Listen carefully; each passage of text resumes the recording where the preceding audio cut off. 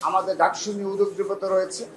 আমরা ডাকসু বিষয়ে ছাত্রদল পজিটিভ মানসিকতা নিয়ে এগিয়ে যাচ্ছি এবং আমরা এত মবের শিকার হয়েছি এবং সোশ্যাল মিডিয়ায় ঢাকা বিশ্ববিদ্যালয়ের যে সমস্যাগুলো ক্রিয়েট হয়েছে এবং একটি গুপ্ত গোষ্ঠী যেভাবে প্রতিনিয়ত একটি পরিবেশ সৃষ্টি করেছে, তারপরও ছাত্রদল ডাকসু নির্বাচনে ইতিবাচকভাবে দ্রুততম সময় কিভাবে অংশগ্রহণ নিশ্চিত করা যায় আমরা সে বিষয়ে সচেতন রয়েছি।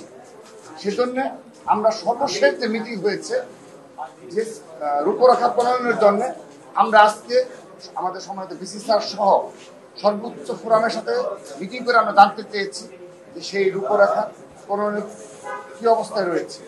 তো তারা আমাদেরকে অবহিত করেছেন যে তারা আজ একটি কমিটি ঘোষণা করছেন যে ছাত্র রাজনীতির ধরন প্রণয়নে, এটা রূপরেখা প্রণয়নে একটি কমিটি ঘোষণা করবেন কিছুক্ষণের মাঝে, তারা আমাদের অবহিত করেছে।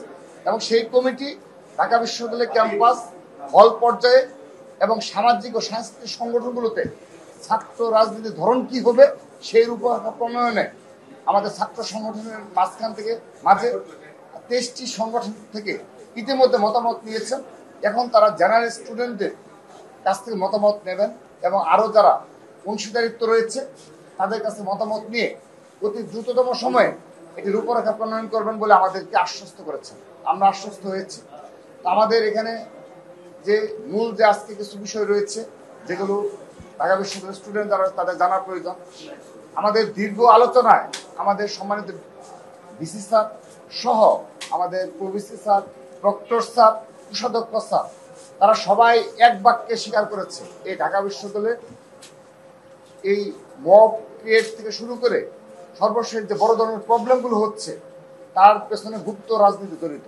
তারা এটা এক বাক্যে স্বীকার করেছে। শুধু তাই নয়, তারা এই গুপ্ত রাজনীতির সংজ্ঞাও নাকি নির্ধারণ করেছে। আমাদেরকে ভিসি স্যার নিজে 5টি ক্রাইটেরিয়া বলেছেন, আমি 3টি বলতে পেরেছেন, আর 2টো হয়তো তিনি ভুলে গেছেন।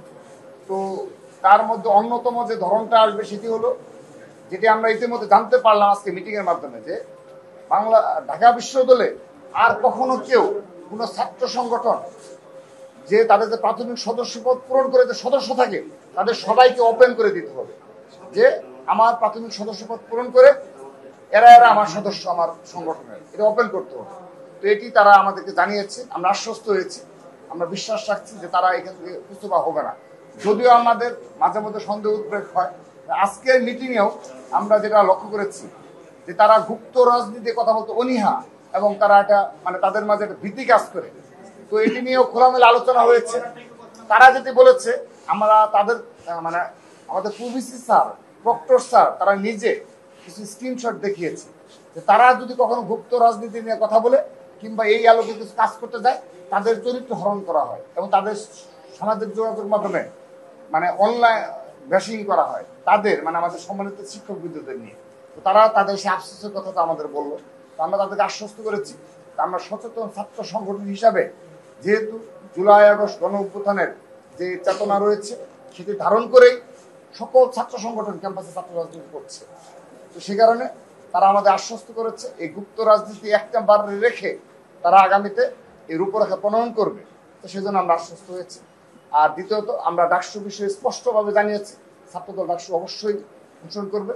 কিন্তু আমাদের যে দাবি ছিল এবং ছাত্র সমাজের যে দাবি, এবং বিশেষ করে 5 আগস্টের গণ অভ্যুত্থান পরবর্তী যে প্রধান দাবি ছিল যে ছাত্র লীগের সন্ত্রাসীদের চিহ্নিতপূর্বক বিচারের আওতায় নিয়ে আসা, তো তারাও এটি তাদের যে গাফলতি রয়েছে স্যাররা স্বীকার করেছে এবং বলেছে যে ইতিমধ্যে শাহবাগ থানায় যে মামলা করা হয়েছে সেখানে আরো কিভাবে ইনক্লুড করা যায় সে বিষয়ে তারা কাজ করছে। যদিও ডাকসু প্রক্রিয়া শুরু হয়ে গিয়েছে কিন্তু তারা কাজ করছে। তো এটি তারা বলেছে যে তাদের গাফলতি রয়েছে। তো আমরা আশা করছি যে আমরা 23টি ছাত্র সংগঠন যেভাবে একত্রিতভাবে ছাত্র লীগের চিহ্নিত সন্ত্রাসী অর্থাৎ বিশ্ববিদ্যালয় কমিটি, হল কমিটি, অনুষদ কমিটি এবং সেন্ট্রাল কমিটিতে সর্বশেষ যে কমিটিগুলো রয়েছে তাদের সবাইকে বিচার আওতায় নিয়ে আসতে হবে। পরবর্তীতে এখান থেকে যারা কেউ 5 আগস্টের পরবর্তী বাস্তবতায় কিংবা জুলাই আগস্ট গণ অভ্যুত্থানে যারা সম্মুখসারিতে ভূমিকা রেখেছে যদি কেউ থেকে থাকে সেটা প্রমাণ সাপেক্ষে তাদেরকে বাদ দেওয়া হবে। আর যদি কোনো সংগঠনের মধ্যে গুপ্ত থেকে থাকে তাদেরকে বিচারের আওতায় নিয়ে আসতে হবে। তো তারা আশ্বস্ত করেছে এই কমিটিগুলো সবগুলি তারা জমা দেবে।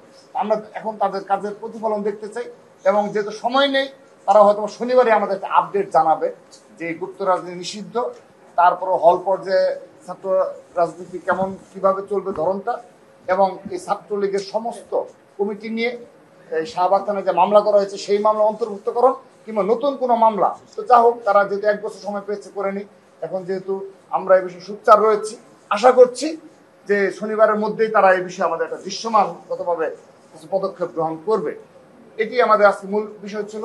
আর আরেকটি বিষয় হলো, যেটি ইতিমধ্যে আমাদের সাধারণ সম্পাদক বলেছেন, আপনারা লক্ষ্য করে দেখবেন ঢাকা বিশ্ববিদ্যালয়ে টিএসসি ভিত্তিক এবং হল ভিত্তিক বিভিন্ন সামাজিক ও সাংস্কৃতিক সংগঠন রয়েছে। তো এখানে অধিকাংশ সংগঠনের গঠনতন্ত্রে লেখা রয়েছে যে কেউ যদি রাজনীতি ছাত্র সংগঠনের সাথে সম্পৃক্ত থাকে তাকে এখানে নেতৃত্বে নিয়ে আসা যাবে না, এরকম একটি কিন্তু অধিকাংশ সংগঠনের গঠনতন্ত্র রয়েছে। তো এখানে আমাদের শিক্ষক মহোদয়ের নিকট থেকে আমরা জানতে পারলাম, তারাও এটি স্বীকার করেছে আমাদের সাথে, যে এখানে সরাসরি বলি ইসলামী ছাত্র শিবির গুপ্ত রাজনীতি করে তাদের পরিচয় গোপন করে তারা ওইসব জায়গায় দখল করে নিচ্ছে। এটি সরাসরি একটা দখলদারিত্ব কায়েমের মতো। ছাত্রলীগ যেভাবে করেছে ছাত্র শিবির ঠিক সেভাবে দখলদারিত্ব কায়েম করছে। তো তারা বলেছে হ্যাঁ এই বিষয়টি তারা আইডেন্টিফাই করেছে, তারা এই বিষয়ে আমাদের সিদ্ধান্ত জানাবে, ওই যে রূপরেখা প্রণয়নে এই বিষয়ে অন্তর্ভুক্ত থাকবে বলে আমাদের আশ্বস্ত করেছে। এবং সর্বশেষ আরেকটি বিষয় বলে শেষ করছি, সেটি হলো আপনারা এর আগেও আমরা এই বিষয়ে আপনাদের জানিয়েছি, সেটি হলো ঢাকা বিশ্ববিদ্যালয়ের শিক্ষার্থী সংসদ গ্রুপ, যেখানে আমাদের দুটো ফেসবুক গ্রুপ রয়েছে যেগুলো জুলাই আগস্টে গণ অভ্যুত্থানে গুরুত্বপূর্ণ ভূমিকা পালন করেছে। আমরা সবাই এখানে সম্পৃক্ত ছিলাম। পরবর্তীতে এখানে যারা অ্যাডমিন রয়েছে তারা এটিকে একটা কুক্ষিগত করেছে, এবং এখানে ঢাকা বিশ্ববিদ্যালয়ে মব ক্রিয়েট করার ক্ষেত্রে, নারীদের হেনস্থা করার ক্ষেত্রে, এবং এমনকি কোনো শিক্ষক যদি গণতান্ত্রিক ভাষায় কথা বলে তাদের এগেনস্টও কিভাবে এখানে মব ক্রিয়েট করা যায় সেই পক্ষে এখানে হয়ে থাকে।